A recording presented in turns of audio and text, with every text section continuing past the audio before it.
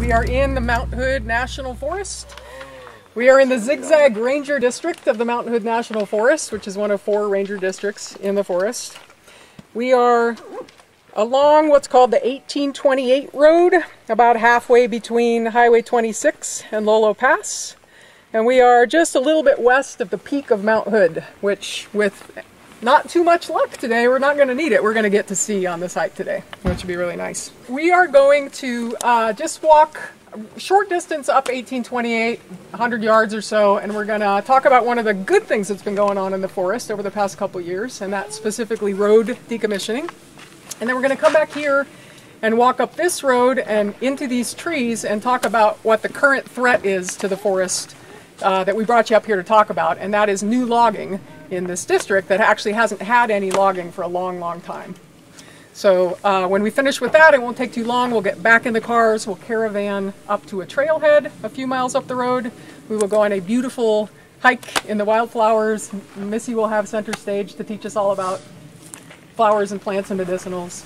And that's our plan. I am standing, and you are looking down at me standing on a former logging road. This is 1828-023, and this is one of the segments of recently decommissioned roads in the Zig Zag Ranger District. It's one of about 50 miles of roads that was decommissioned, kind of leftover old logging roads from the days when they needed them to get in and do all their logging around here.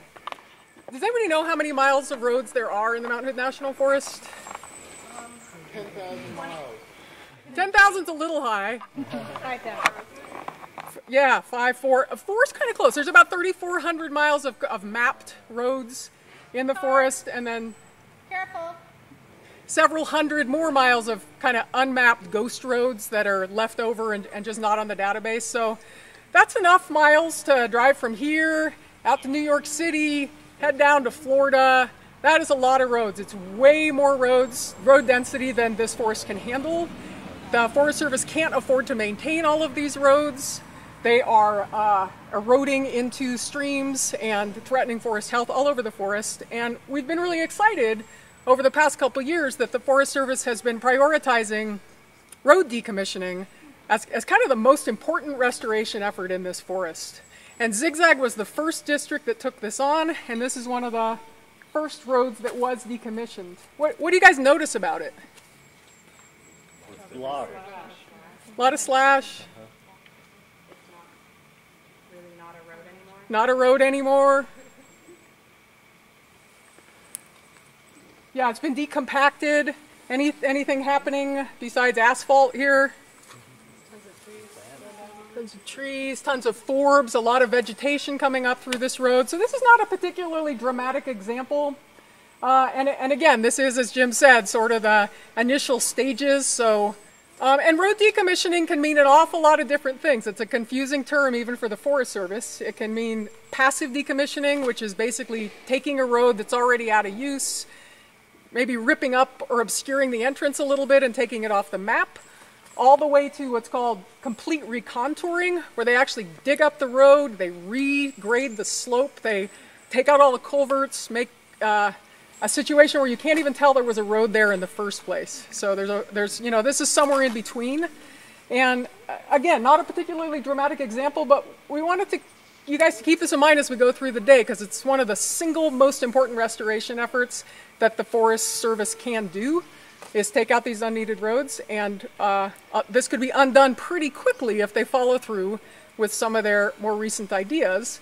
One of which is to increase logging outputs in the forest by 20%, starting in 2013. Boo! And it's across the border, Zig Zag. That's across the board. And the other is to kind of abandon these road decommissioning efforts and stop new planning. They're about halfway through the forest in planning the road decommissioning. They're talking about shelving the next installments of road decommissioning. So with that, we're going to walk back to that road where we started and walk up into the trees.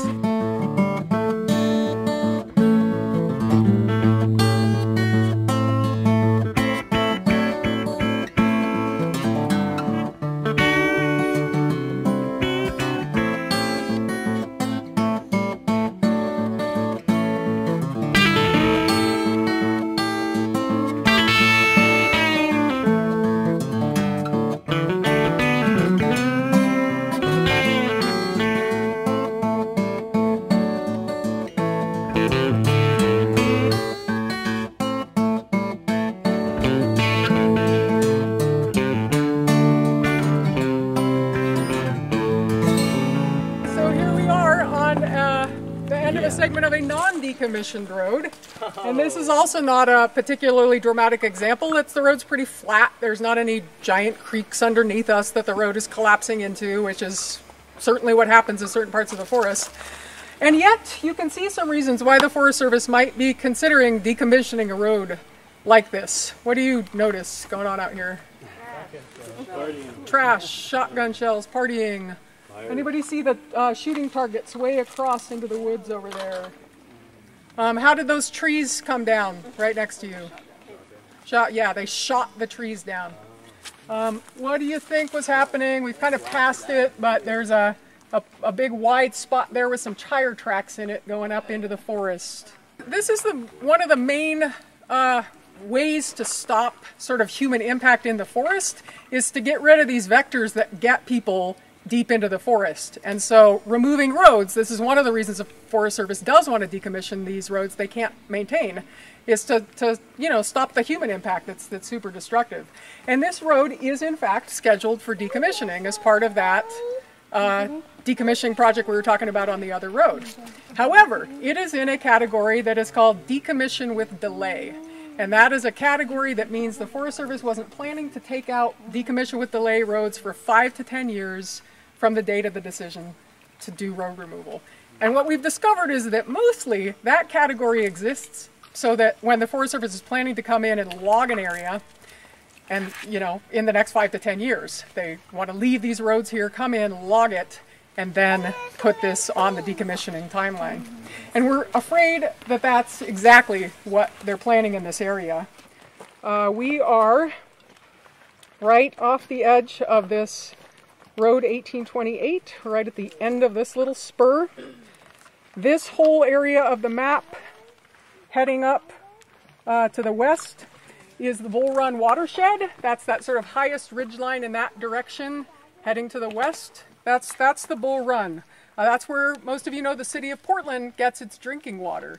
Is there commercial logging allowed in the Bull Run? No. Not anymore. No, not anymore. A lot of people don't remember that they logged the crap out of the Bull Run. From the 50s to the 90s, that was one of the most heavily logged, recklessly logged areas on the mountains. And that didn't really stop until the 90s after a great deal of public pressure and a huge erosion event that shut down the city of Portland's water supply and forced us onto emergency wells. That sort of created the conditions where Congress made the Bull Run off limits to logging. Reality. So, no logging of the Bull Run. This purple area here are the sandy additions to the Mount Hood Wilderness. Those were just signed into law in 2009. And they basically extend the existing Mount Hood Wilderness, which is this green area, all the way up to basically the top of the ridge behind us here. So very close is the wilderness boundary, dropping into the Sandy River Basin. This blue area, which crosses 1828 down a little bit, we drove over where it crosses it, into the Clear Fork of the Sandy River. This blue area is the Wild and Scenic Sandy River. And that is set aside, that wild and scenic designation is mainly to protect critically endangered fish. There's a lot of endangered salmon and steelhead stocks that spawn up in these reaches, again, including this Clear Fork area outside of the wilderness. This here is Highway 26. It's how we came in. We came in from the west.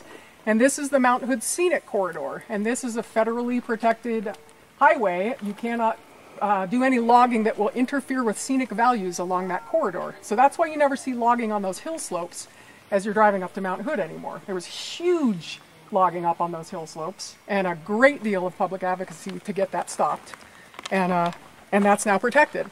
And we're wedged into this little triangle here between the Bull Run and the New Wilderness and above the Wild and Scenic Sandy and above the Mount Hood Scenic Corridor. And this is where the most recent proposal to start logging in Zig Zag is happening. So there hasn't been any logging here for about 20 years, probably, any significant logging in the whole Zig Zag Ranger District, which is pretty large. Can people come up with some reasons for why that is true? What happened? As they've been logging the heck out of the Clackamas District, they've been logging the heck out of the east side. They stopped logging here in the Zig Zag. Landslides, maybe? Yeah, public pressure. What's that?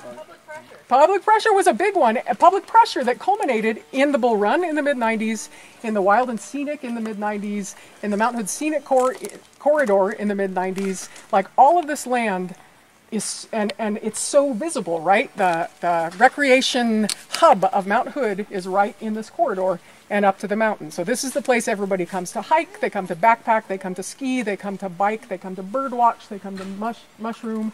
This is the recreation hub of the mountain. Yeah. So that it created sort of this perfect storm. And the Zig Zag Ranger District put in place effectively a moratorium on logging here in the early to mid 90s. And they haven't planned any projects here. So where's the impetus behind renewing the logging coming from? Yeah. Is this an Obama thing, or? Well, we don't know exactly the answer to that question. We do know that nationally they have increased their timber targets, so the output they want to get from logging in national forests, by 20% starting in 2013. We know that, again, they've logged the crap out of the Clackamas and the east side, and this may simply be the lowest hanging fruit that they have right now.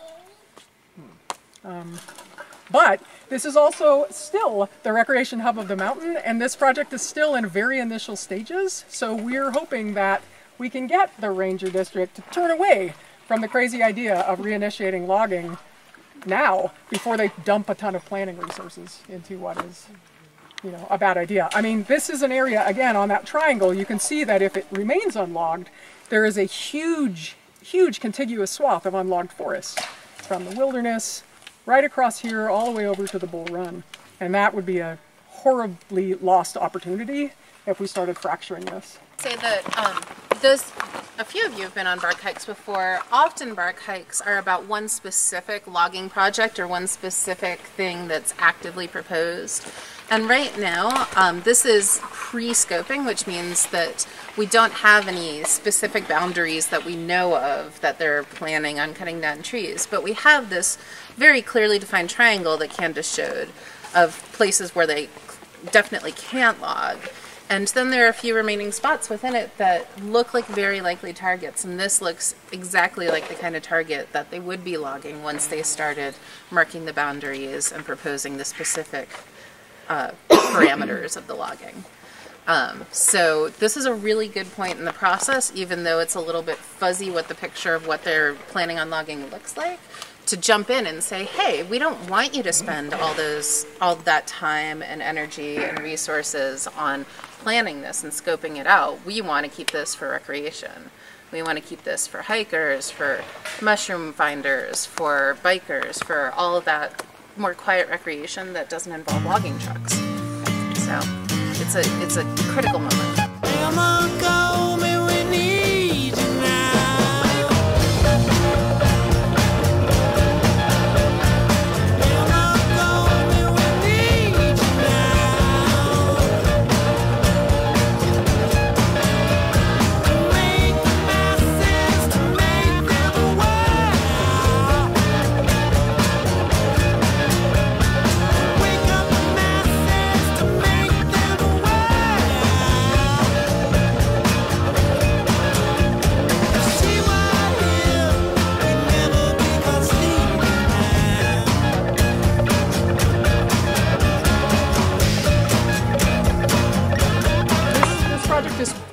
In its very preliminary planning stages, and we don't have any maps, so we don't actually know which units along the 1828 corridor they're going to propose in this logging project. But we chose this one because it's fairly typical of what is in this forest along the corridor. It's at the end of a decommission with delay road segment, which makes us suspect that this is one of the segments that they will include. And again, it's fairly representative of the kinds of forests that they have lately been throwing into their logging projects in other parts of the Mountain Hood National Forest. These are Douglas fir trees, which is a favorite target of logging. Some of the other kind of native stands, even if they're smaller, are firs or hemlocks, which are less marketable, kind of less of a favorite of the Forest Service to log. There's some age variation, but it's fairly even-aged. You know, it's hard to know exactly how old the tree is unless you know exactly when it was planted, but this is probably somewhere between 40 and 80 years on average, these trees. Does it look like it needs to be logged? Oh yes, definitely. It looks like it's starting to develop minor characteristics of old-growth forest. Like what, Jim? Well, the multi-layered canopies and the things that are growing up that aren't very high. You know, the different kinds of trees and shrubs. Yeah, so some complicated structure is starting to come into this forest. There's quite a bit of understory. There's a lot of different plants that we're kind of tiptoeing through here.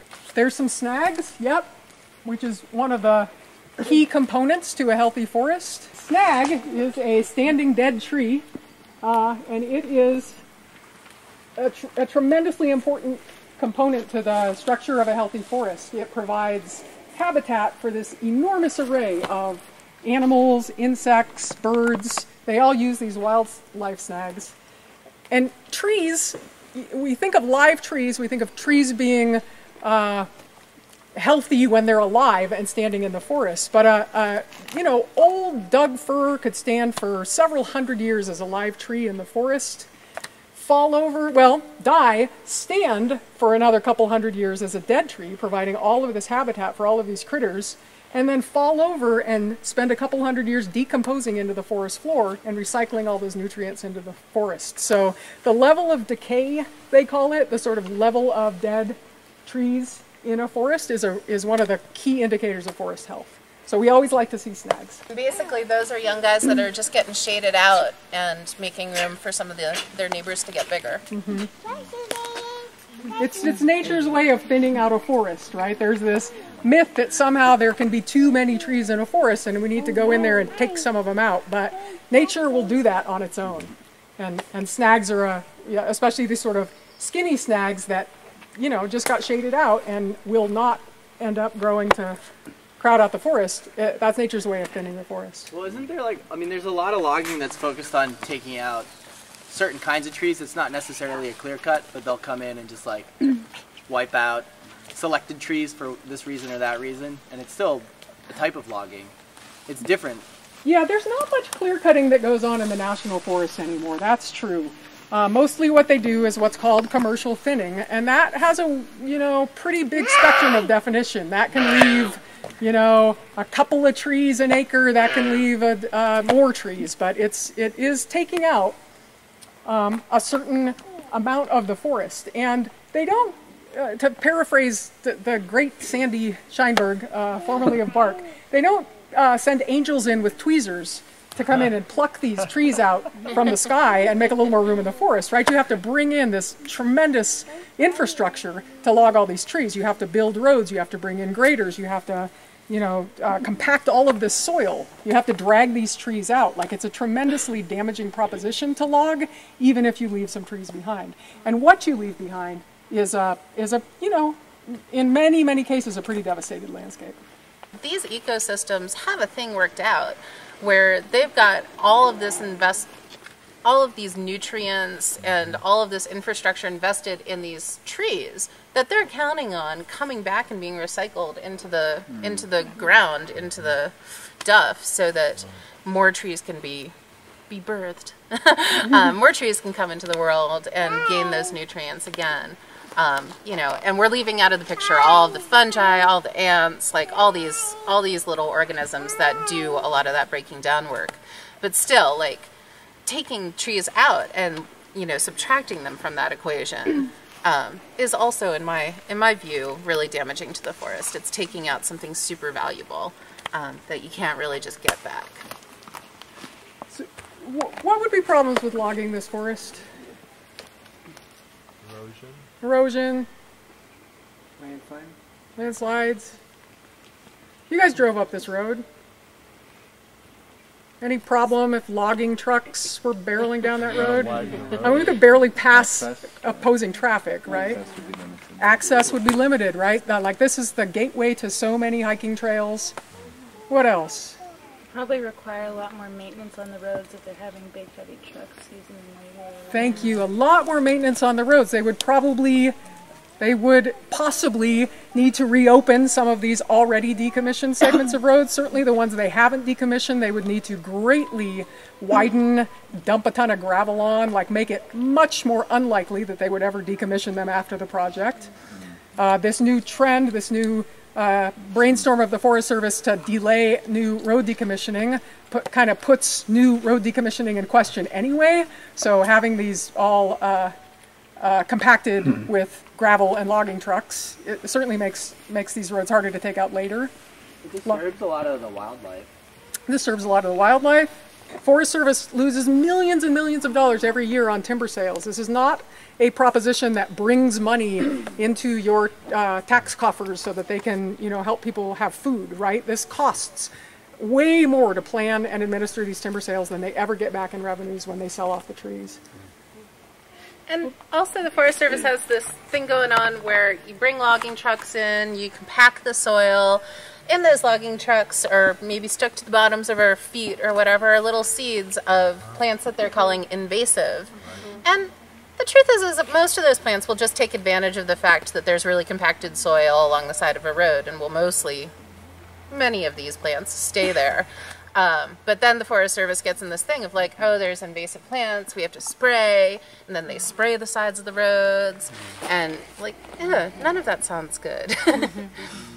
And again, I just want to highlight that lost opportunity. We have had this moratorium in the Zig Zag Ranger District for a couple of decades now. It's a wonderful idea. Zig Zag is known as a recreation emphasis district, and as Sarah said, if we lose one battle in this, we could very easily lose the whole moratorium in the district. And we're situated in this place, kind of wedged in between all of this protected forest. We have this great opportunity after 20 years without any logging to really develop a huge contiguous patch of unlogged forest here on the west side of the mountain. So we don't want to lose that opportunity. Does that moratorium have any legal teeth in it, or is it just a policy that they developed? As far as I know, that's kind of an internal way of doing business in this. I don't believe any of that was ever, legislated. It looks like it's doing that very well on its own right now, and if they bring a bunch of equipment in here, they're going to destroy all of that and set it back while they're bringing those things in that they say they're looking for. Yeah, this idea of like hurrying old growth is kind of crazy right on its face, right? I mean, old growth takes time. That's kind of its definition. But even more absurd, they generally want to, encourage old growth characteristics, meaning grow bigger trees faster so that they can cut them down again. This isn't generally what they're doing, except in rotations where they plan to come and harvest it anyway. So that's a pretty silly argument. Well, the Forest Service has a very, very confusing mandate. I'll give them that. They have this multiple use mandate, and part of it is providing this timber harvest. And we really feel like to get underneath this and kind of uproot this problem forest-wide, one of our tasks is to change that mandate, right? To sort of turn the forest towards watershed health as their priority, as opposed to the timber shop. And the timber shop in the forest is really where all the resources are right now. It's where, they're privatizing all the campgrounds, they're shutting down trailheads, they're not funding anything that has anything to do with recreation right now, and all of those resources are going into timber planting. So that's part of our job as the public, is to say, that's not okay with us. That's not how we want our public lands used. We own this. This is our forest. This is my forest. This is your forest. So we have a responsibility and an absolute right to tell them how to manage these lands. And it is going to have to start with prioritize recreation, prioritize restoration, prioritize forest health.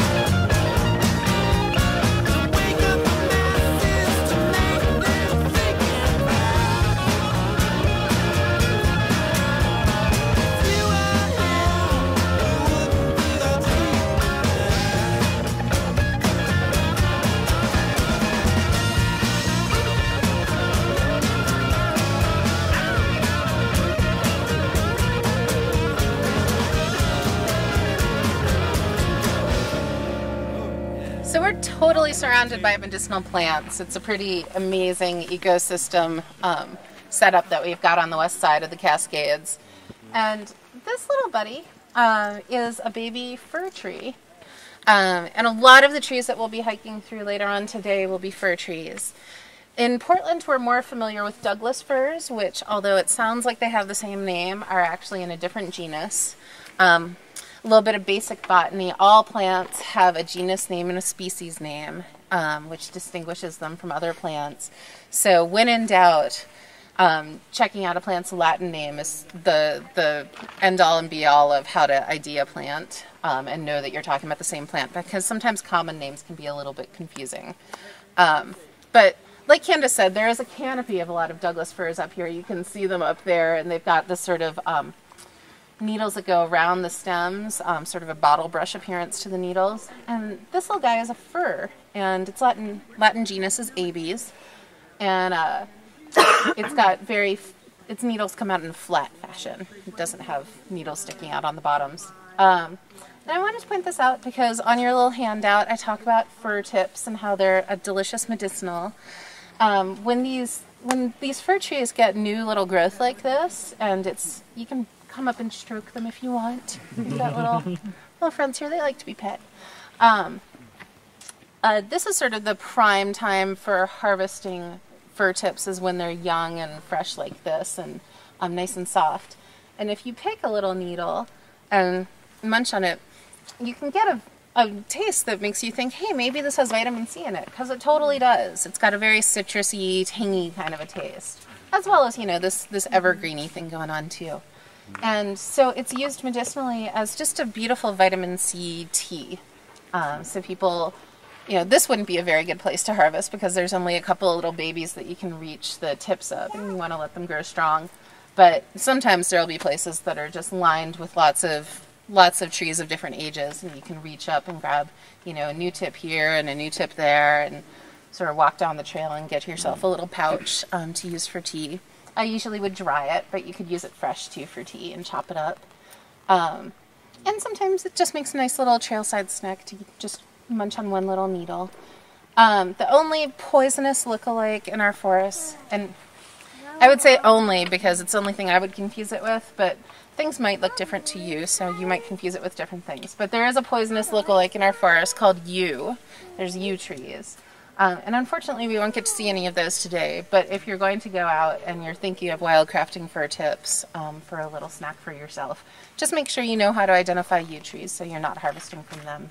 But if you're accidentally confusing firs with western hemlocks like behind you, or with Douglas firs like these guys up here, they're edible too, so that's fine. Sap is a really good antimicrobial dressing for wounds. So if you were, say, out backpacking and you kind of gashed yourself on a rock or something, even though it would be sticky, you might want to use some of the resin from a fir tree or a western hemlock doesn't have a whole lot of resins, but or a spruce or something as a little wound dressing, because what it's doing on a tree when you see a gash like that and there's, resinous goo there that's protecting it, it's acting like an antimicrobial band-aid for the tree. Hopefully seeing a lot of really pretty wildflowers. And we're going to do a little time traveling because we're going to be going up in elevation. So right now it's we're here at like what I'd call beginning of summer. There's lots of green tips on all of these evergreens, and the willows all have lots of leaves on them, and we've seen some flowers blooming in the ditch and stuff. And as we go up in elevation, it's a little bit like going back in time. And as we've been scoping out this hike the last few weeks, we've seen the snow receding and receding and receding. And so hopefully we won't even be walking over any snow when we go there today. But there was, even just on Friday, some snow up there when we were walking the trail. So we'll see how things look when they're just starting to come out of the winter time too. So if we see things earlier on in the trail that maybe are flowers that are looking wilted or have gone to seed already or something, we'll probably talk about that, just another 500 yards up the trail or whatever, when the flowers are looking a lot more fresh and we've gained some elevation and sort of backpedaled season-wise. First half mile, there's no junctions that you're going to get lost on, but when we get up to the top of it, we're going to stop. We're going to turn right at the top of that junction, and we're going to stop for lunch up there. So snack away, because it's probably going to take us a little while to get up there. There's a lot to see, but that is our plan, is to stop up at the top of the junction.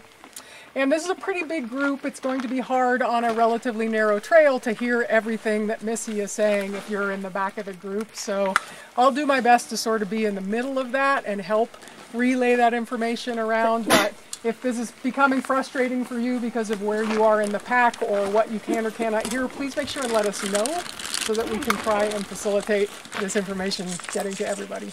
A lot of you guys have some herbal knowledge yourselves and some good local plant knowledge, so feel free to ask a neighbor if you're curious about a plant. And definitely, even though Candace identifies as a bird nerd herself, she knows a lot more about plants than she's willing to publicly admit in front of a whole group.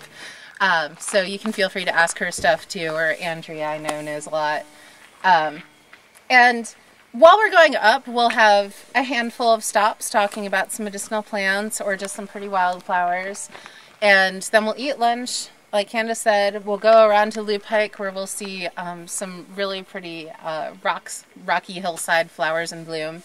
And then on the way back down is when I'd really encourage you, if we haven't already talked about a plant, to say like, hey, what's that one? Hey, what's that one? If you're curious. Because we've got to save some things for the way down.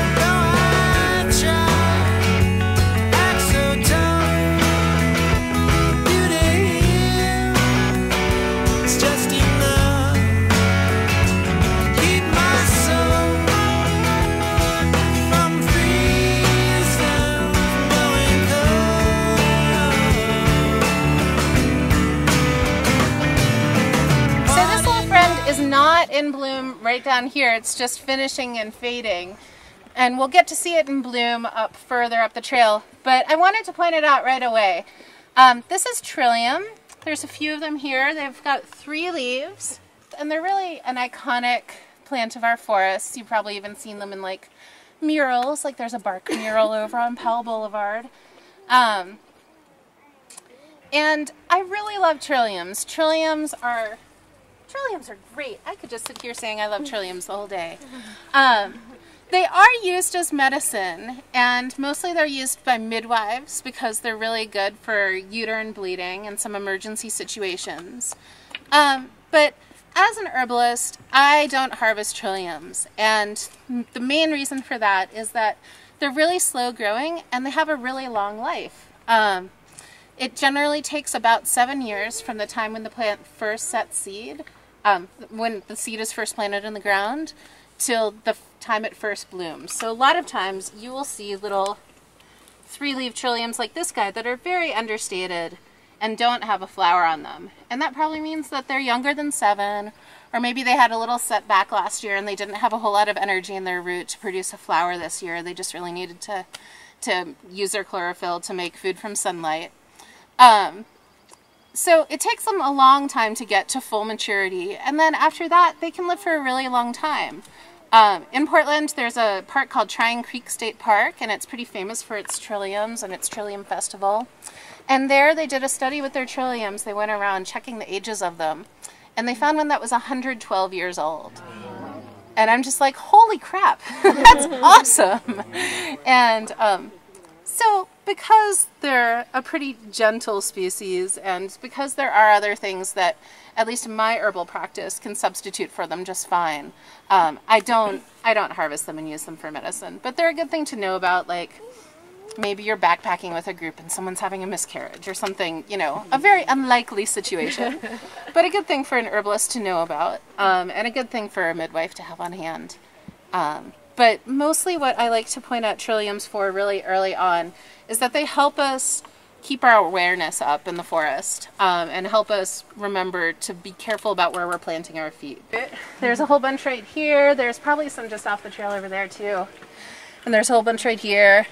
And they tend to have 4 things that look like petals. And then when they're in bloom, they've got 6 leaves right under the inflorescence, right under the flower. And it is closely related to dogwood. It's in the same genus. So if they look like dogwood flowers, then you are totally noticing family characteristics. This was called what now again? Bunchberry. And bunchberry is not a big medicine. I don't know a lot of people that use it, but you could use it in a pinch for fevers or headaches, maybe a little similar to aspirin. I've not played around with it much myself, but it is a really nice one to know just when we're walking through forests at about this elevation. It tends to be a very cute little ground cover. Does anyone know who these guys are? Devil's Club! And if you've ever encountered Devil's Club in a tactile fashion, it's probably forever ingrained in your memory. It's covered with spines. And the spines do tend to, when you get scratched by them, they tend to infect you. So it's not usually a pleasant experience. But as you can see, it's a woody plant, usually got a stem or 2. And then it has these maple-looking leaves that come off of it. And you can see the plant's in bud right now, where it's going to be flowering. It's got that sort of spiky inflorescence there. And this plant is in the ginseng family. And a lot of folks will use it sort of like a native version of ginseng. So helping to give energy as an herb that helps diminish the effects of stress on the body. So makes you less prone to getting sick or, breaking out in eczema or whatever happens to you when you get stressed out. And then also folks like to use it as a really warming respiratory herb. So I tend to throw a little bit in formulas when people have just like a stubborn chest cold that won't go away, maybe a little bit of bronchitis or something. It's definitely very moving and drying to the lungs. And it's really special in our area because this is about as south as it goes. It goes a little further south than the Mountain Hood National Forest. But here it starts getting more and more sparse. Whereas if you go up north into Washington, British Columbia, Alaska, you'll find, I've never been to Alaska, but you'll find that it just covers like roadsides and stuff. So, people will search for very dense stands of this so that it's okay to ethically harvest from. And the part that people usually use is the bark of the plant or the bark of the root. But it's a really magical plant, and people like to use it just sort of magically for protection. Maybe they like to sit with it and meditate, or maybe they like to take a drop of the tincture every day, or sort of in a more esoteric fashion than ingesting things for medicinal purposes. Huckleberry! Woo! Are they delicious? Yes! Yeah, they're really awesome, and you can feel free to check out whichever one's closest to you and is neighboring you. Down here, it's past blooming and the berries are just starting to grow. So I'd guess in maybe a month or so, it would probably be really delicious to be right here. And those fruits are actually quite medicinal too. It's one of my favorite things to recommend for people when they're having like a chronic lung problem where they really need to get more oxygen uptake in their lungs. Or maybe they're having long-term circulatory issues where they have really cold hands and feet. Yeah, maybe just for a whole lot of different, especially long-term chronic stuff, or people who really need to rebuild, strengthen their circulatory system. I recommend... I don't know if I can do it. Sorry. Don't worry about it. I recommend a lot of dark berries. So huckleberries, blueberries, blackberries, marionberries, even raspberries, dark grapes, elderberries, hawthorn berries. I recommend a lot of those because it will help those little tiny things called capillaries that carry the blood to every single part of your body to get stronger and to be able to do their job better. So it's a really fun thing to tell people, like, haha, eat berries every day. And they're like, score. But also huckleberry leaves as well as the berries are used often by herbalists in circulatory formulas, but also in formulas for urinary tract infections. They can be really helpful for that. And some folks use it for certain kinds of diabetes too. So it's a really cool plant to know.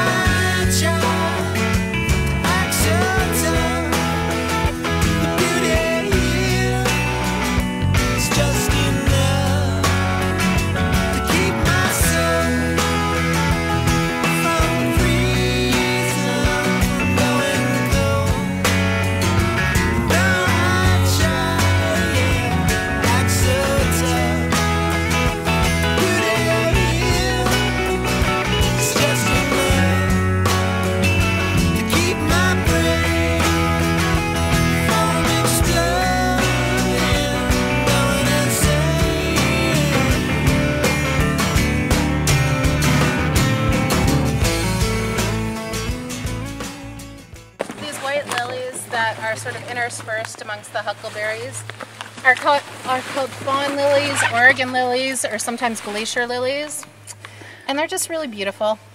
That's all. I know a lot of you have been talking about them, so I thought I'd give them a name. Definitely different forest. What happened? What's different about this? What do you guys notice? Not as much understory. Not as much understory. Tons of dead trees. Tons of dead trees. They're all the same age. They're all about the same age, pretty young compared to those old growth hemlocks we saw coming up the trail. Yeah, lots of bear grass. Lots of bear grass, different plant community on the ground. It's a much less diverse plant There's community. something, it was cut. No big stumps. Different solar aspect. Different aspect. What about the trees? Are these western hemlocks? Silver firs. They're silver firs, yeah. Most of these, very good. We got a cone back there. Well, that's a hemlock cone, actually, in your hand. Yeah. But these are mostly silver firs that we're walking through. They've got these blisters on the bark. There's some noble firs. I actually think this one I'm standing under is probably a noble. But most of these firs in here are silver firs, and it's predominantly silver fir. As people said, they're about the same age. They're pretty young. There's a lot of dead sticks sticking up here. Why? Why is this so different than what we were in before? Elevation. Elevation. Exposure to wind, maybe? Yeah. Exposure to some natural disturbance. Yeah, someone over there said aspect, so like what side it's facing. Yeah, I mean, we don't know exactly what happened here. What we do know is that silver fir grows in higher and harsher elevations than western hemlock generally, and it's a tree that grows in quickly and thickly after disturbance. So was there a wildfire here? Was there a big blowdown event? What was the natural disturbance that had this forest repopulated with silver firs? We don't actually know the answer in this particular place we're standing, but we can guess that that's what's happened. Maybe Maybe a landslide. Maybe a landslide, somewhere many years less than 100 years ago. This area was wiped out and these silver firs came in. And they grow in real thick, and then what's happening? A bunch of them die. Bunch of them die, yeah. This is the forest thinning itself out. This is really classic silver fir forest. Are they part of the same, are they rhizomes on the same root? Or are they individual? Probably not. Yeah, probably not, but as we're learning, plants are very much connected by the fungal web that's under the soil. So, while this might not have the same roots as that tree, it's got a relationship to it. It's kind of breathing the same air, as it were, because it's tied together through its roots. They're drinking the same water. Drinking the same water. Is this a healthy forest? I don't know. I don't know. I know. That's a good answer. I love people who say that. Yeah, it doesn't look quite as, breathtaking as that old growth western hemlock we were walking through, but this is a pretty typical situation on these silver fir stands. It's thinning itself out. Silver fir is not a particularly long-lived tree, so this is going to cycle through. this is what this forest is meant to do. This is a native forest, even though it's a pretty young native forest. Yeah, so the trees that are dying off will go ahead and decompose, be good food for fungi, for ants, for all sorts of things, and become more nutritious stuff for more trees to get thicker and bigger on. And as there is some thinning out, it will make some way for some of these. We see some like little baby rhododendron and stuff for that to sort of come up and become sort of a mid-story plant. So yeah, it's definitely on its way to being something that we think of as a little bit more scenic maybe, but this is a totally appropriate part of its life cycle. You know, maybe sort of like when you were a teenager and you had all these zits on your face and you're like, this is inappropriate, but it's really a part of our cycle that we have to go through. So. And I just want to use this opportunity real quick to talk about fire in the forest, because again, it didn't necessarily come up after fire, but fires happen a lot. The Sandy River watershed, according to the watershed analysis, about 3/4 of the entire watershed between like the late 1800s and the early 1900s burned down in stand replacing fires. So fires happen. Fires are a natural part of the ecosystem. They are nature's way of keeping the balance. It's how insect and pathogen cycles, plant and animal populations, hydrologic cycles, you know, aquatic health, all of that is shaped by the absence or presence of fire. And the Forest Service uses fire, and the media uses fire, and humans' fear of fire as cover for an awful lot of logging to keep us safe from catastrophic fire. And there's a very different conversation to be had about that in dry pine forests. But here on the west side, what is the natural fire regime? Anybody know how often should fire come through, and what should it look like after the fires come through? Anybody know? Every 100 years or so?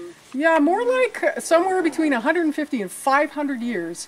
A stand replacing fire should come in and burn this place to the ground, and then it should start over. That's the natural fire regime for these big wet fir forests.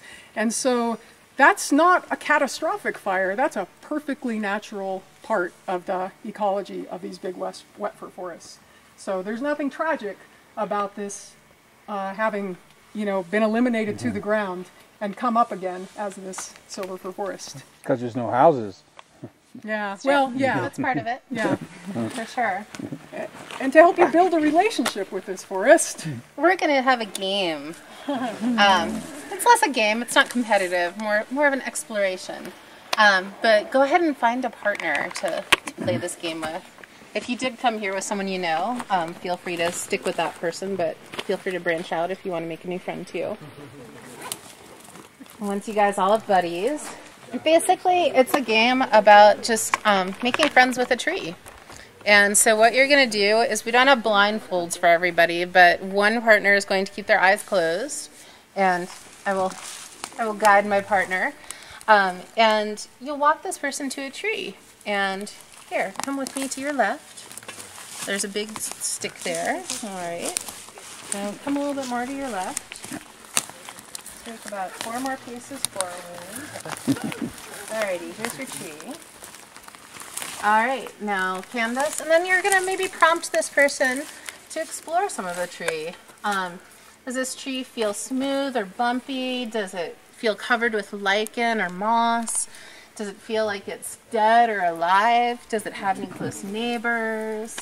And just explore it, and then when you're done, you can lead the person back.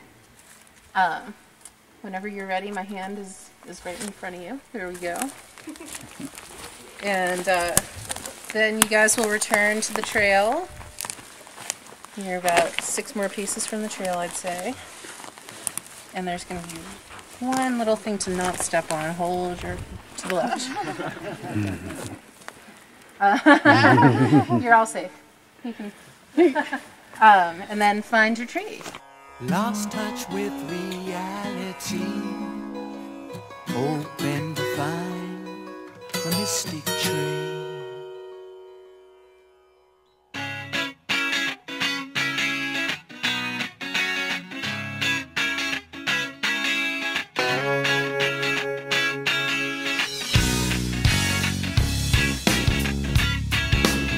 My heart goes out to the eagle and the tree. They're leaving this world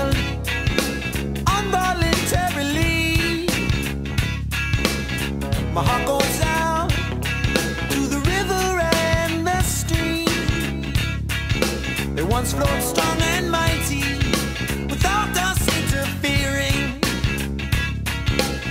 My heart goes out, my heart goes out, my heart goes out to the homeless one I see. If it was my brother, would I show my family? My heart goes out, you needle users, take heed. One prick from dirty syringe, and at your funeral I'll be. My heart goes out, my heart goes out. We don't need any heathens, we don't need any heathens, go to hell.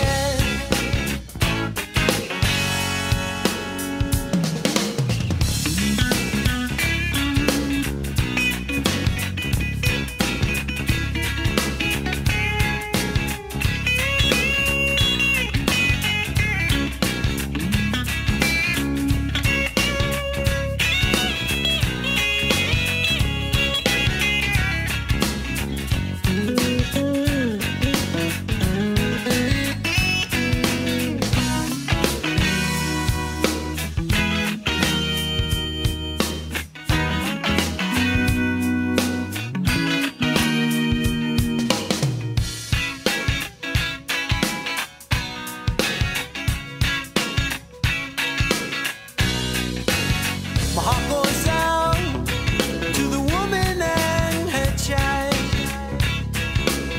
The man is up and left them, abandoned them in the wild. My heart goes out to the eagle and the tree. They're leaving this world involuntarily. My heart goes out, my heart goes out, my heart goes out, my heart goes out, yeah. So if somebody does urge you to try valerian, I would say maybe just try a different sleep herb, and then eventually try valerian, but maybe not when the stakes are super high, not when you're gonna have a job interview the next day or take the SAT or something like that. Because yeah, that root can sometimes have the opposite effect.